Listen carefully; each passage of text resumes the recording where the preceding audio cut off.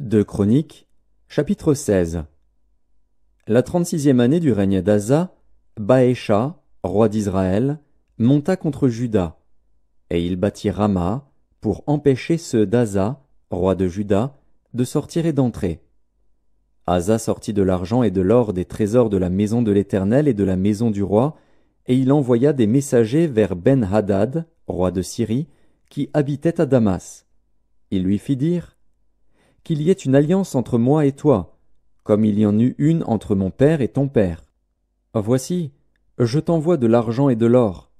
Va, romps ton alliance avec Baécha, roi d'Israël, afin qu'il s'éloigne de moi. Ben-Hadad écouta le roi Asa.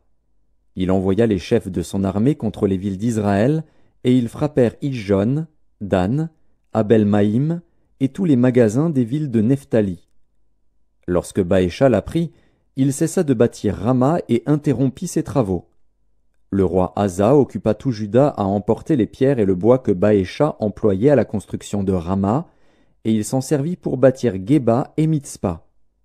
Dans ce temps-là, Hanani, le voyant, alla auprès d'Asa, roi de Juda, et lui dit: parce que tu t'es appuyé sur le roi de Syrie et que tu ne t'es pas appuyé sur l'Éternel, ton Dieu, l'armée du roi de Syrie s'est échappée de tes mains.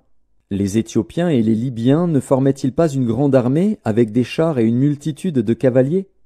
Et cependant l'Éternel les a livrés entre tes mains parce que tu t'étais appuyé sur lui. Car l'Éternel étend ses regards sur toute la terre pour soutenir ceux dont le cœur est tout entier à lui. Tu as agi en insensé dans cette affaire, car dès à présent tu auras des guerres. Asa fut irrité contre le voyant, et il le fit mettre en prison, parce qu'il était en colère contre lui. Et dans le même temps, Asa opprima aussi quelques-uns du peuple. Les actions d'Asa, les premières et les dernières, sont écrites dans le livre des rois de Juda et d'Israël. La 39e année de son règne, Asa eut les pieds malades au point d'éprouver de grandes souffrances. Même pendant sa maladie, il ne chercha pas l'Éternel, mais il consulta les médecins. Asa se coucha avec ses pères, et il mourut la 41e année de son règne. On l'enterra dans le sépulcre qu'il s'était creusé dans la ville de David.